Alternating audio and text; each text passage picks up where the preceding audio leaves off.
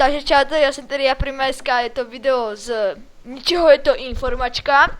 Je tady se mnou Jojeman. Ahojky. A je to prostě odpověď na pár otázek, co se mě pýtali kámoše to dále. Proč nevycházejí videa? Videa vycházet budu, ale ne často, protože nemám to chuť ani náladu to editovat. To je prvá věc. Proč? Jaký bude další otázka? Jaké hry budu točit? Takže budu točit, jak říkám. Rust, můžete tady vidět, že má na ploche. Nové Gočko, co jsem si stáhl, nebo koupil. Ketak Drakensang, to možno, ale vůbec to už nehrávám.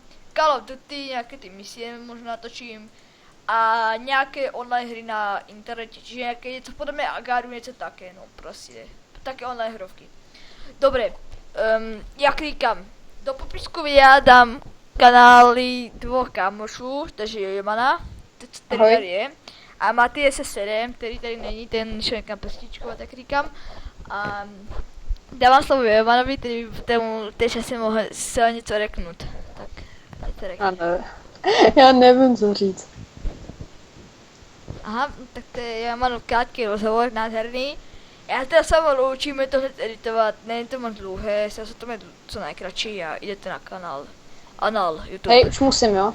Tak já se s vámi loučím a Jojeman se s vámi loučí. Pa. Čau.